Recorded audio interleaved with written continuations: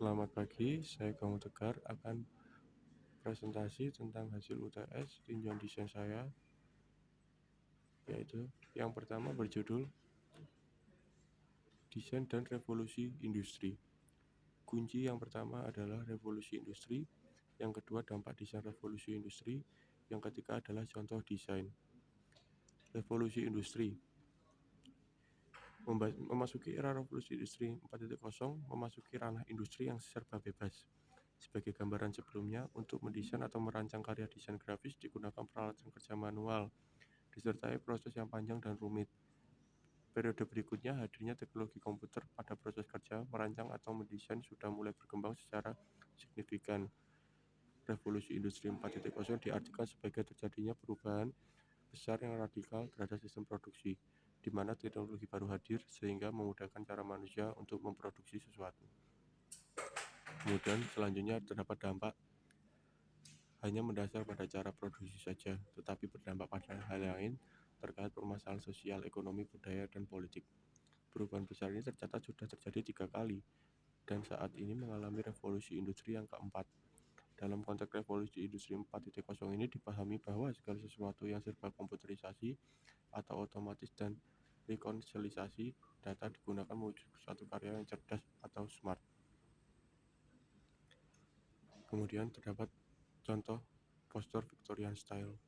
Tiga contoh poster ini, gaya desain Victorian habis selalu mengisi seluruh halaman dengan gambar dan jenis. Gaya Victorian belakangan cenderung gunakan batas dekoratif lebih sedikit, tapi masih menggunakan tipe hiasan dan citra yang romantis. Tipografi melalui Victoria era umumnya muncul di kurva atau gelombang dan biasanya dituangkan di dalam sebuah spanduk. Kemudian art craft movement. Terdapat 3 contoh gambar juga. Karakter inti ini dari seni dan kerajinan gerakan adalah kepercayaan pada keahlian yang menekankan keindahan, yang melekat pada materi pentingnya alam sebagai inspirasi dan nilai kesederhanaan, kegunaan, dan keindahan. Kemudian selanjutnya Art Nouveau, Seret, seorang litografi Prancis yang terkenal memproduksi poster Art Nouveau untuk aula musik seperti Foyles Brett dan Moldright. Lahir pada tanggal 31 Mei 1836 di Paris,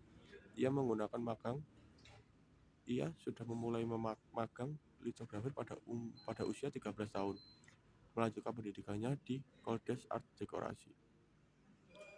Kemudian Arnulf Mucha, lahir pada 24 Juli 1860 sampai 14 Juli 1939, pelukis Art Nouveau Ceko dan seniman dekoratif paling baik yang dikenal sebagai gambarnya karena tentang wanita. Dia menghasilkan banyak lukisan, ilustrasi, iklan, dan desain. Kemudian selanjutnya adalah perubahan masyarakat dan pengaruhnya terhadap sebuah desain. Kunci yang pertama adalah definisi kebudayaan, 7 unsur kebudayaan, ciri-ciri kebudayaan, dan falsafah Yunani kuno. Kita membahas yang pertama, terdapat definisi kebudayaan. Edward Butler Tyler. Menurut Tyler, kebudayaan merupakan sistem kompleks yang mencakup pengetahuan, kepercayaan, kesenian, moral, hukum, dan istiadat, kemampuan, serta dan kebiasaan-kebiasaan yang didapat manusia sebagai anggota masyarakat. Kebudayaan menurut pendiri negara. Wakil Kepresidenan Republik Indonesia Muhatta mengatakan kebudayaan adalah ciptaan hidup suatu bangsa, dikutip dari suatu sejarah dan kebudayaan Islam periode klasik. Kemudian terdapat 7 unsur kebudayaan, yaitu sistem bahasa, sistem pengetahuan, sistem kesenian, sistem organisasi sosial, sistem pencaharian hidup, sistem peralatan hidup atau teknologi, dan sistem religi. Kemudian terdapat ciri-ciri kebudayaan. Dipelajari dan diwariskan, bersifat dinamis dan selektif, memiliki unsur budaya dan saling terkait antara satu sama lain, etosentrik, menganggap budaya sendiri sebagai sebuah budaya. Kemudian terdapat falsafah Yunani kuno, terdapat kata dari Sokrates, Plato, Aristoteles, dan Archimedes. Kemudian di judul berikutnya terdapat latar belakang pendidikan desain. Ada kunci yang pertama adalah sebuah pendidikan, latar belakang desain, dan kunci yang terakhir infografis timeline. Kita maju ke latar belakang pendidikan, memiliki peran yang penting dalam membentuk sumber daya manusia yang berkualitas. Sumber daya manusia ini memiliki peran yang sangat penting di dalam segala bidang. Sumber daya manusia yang berkualitas akan menentukan keberhasilan pembangunan nasional. Untuk mendapatkan sumber daya yang berkualitas dilakukan dengan pendidikan yang baik. Dikutip dari Sukoco DKK tahun 2014. Kemudian, latar belakang sebuah desain merupakan perencanaan dalam membuat sebuah objek, sistem, komponen, atau struktur. Pada proses pada zaman dahulu masih menggunakan metode manual seperti sebuah penggaris, pensil, drawing pen, dan kertas gambar. Dalam proses pembuatan suatu desain memerlukan waktu yang cukup lama. Perkembangan teknologi informasi saat ini sangat besar dan sangat berdampak terhadap kegiatan yang menunjang kita sehari-harinya. Kemudian ini adalah contoh infografis timeline yang pernah saya buat untuk tugas tinjauan desain juga. Sedikit penjelasan tentang infografis adalah sebuah media sederhana untuk menampilkan sebuah informasi dalam urutan kronologi seperti peristiwa sejarah atau perkembangan ide dari waktu ke waktu.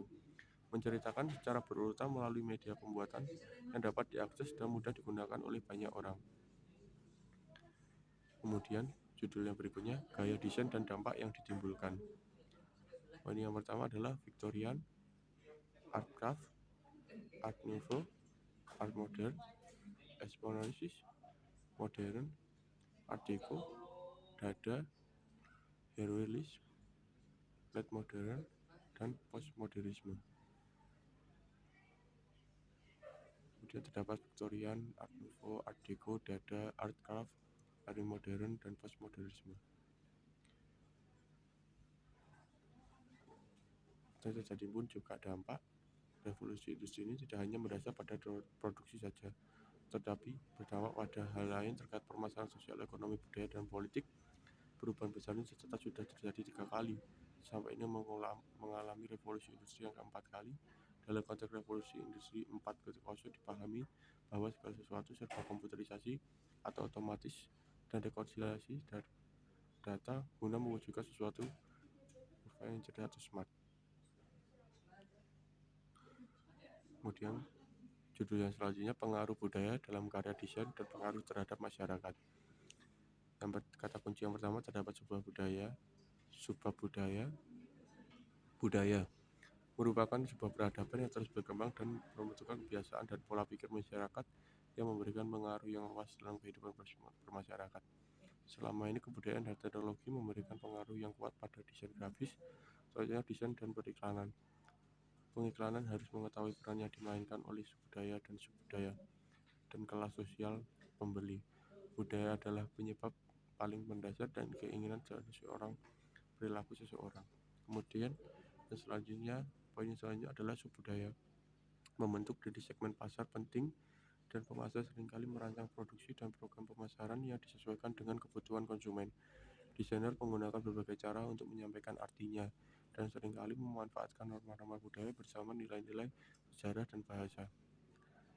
Kemudian, kebudayaan yang digunakan dalam sebuah desain grafis secara tidak sengaja telah mengutamakan jati diri desainernya. Budaya akan digunakan sebagai sumber pemikiran untuk mengembangkan suatu desain grafis. Kemudian judul yang terakhir adalah perkembangan desain pasca era modernisme, era dekonstruksi, dan postmodernisme. Poin yang pertama adalah modernisme, poin yang kedua era dekonstruksi, yang ketiga adalah postmodernisme. Modernisme merupakan tata cara hubungan manusia dengan hubungan lingkungan sekitarnya. Modernisme juga diartikan sebagai periode yang mengawasi interaksi manusia berdasarkan logika yang bersumber daya alam nalar dan pikirannya. Modernisme didasarkan pada penggunaan akal dan pikiran yang logis untuk memperoleh suatu pengetahuan. Kemudian di era dekonstruksi, bentuk semiotika yang memandang sesuatu dengan cara yang baru dan tidak biasa. Dekonstruksi merupakan pendekatan untuk memahami hubungan teks dan makna. Tujuan dekonstruksi ialah mewujudkan bahwa menggunakan bahasa dalam teks yang diberikan bahasa secara keseluruhan secara rumit, tidak stabil, atau tidak mungkin tereksekusi. Kemudian postmodernisme mempunyai karakteristik fragmentasi, terpecah-pecah menjadi kecil, tidak menentukan sebuah ketidakpercayaan terhadap semua yang universal. Postmodernisme merupakan suatu ide baru yang menolak ataupun termasuk dari suatu pengembangan ide yang telah ada tentang teori pemikiran masa sebelumnya, yaitu paham modernisme yang mencoba memberikan kritikan-kritikan terhadap modernisme yang telah gagal dan bertanggung jawab terhadap kehancuran martabat manusia. Terima kasih presentasi dari kami. Maaf jika ada salah kata. Terima kasih.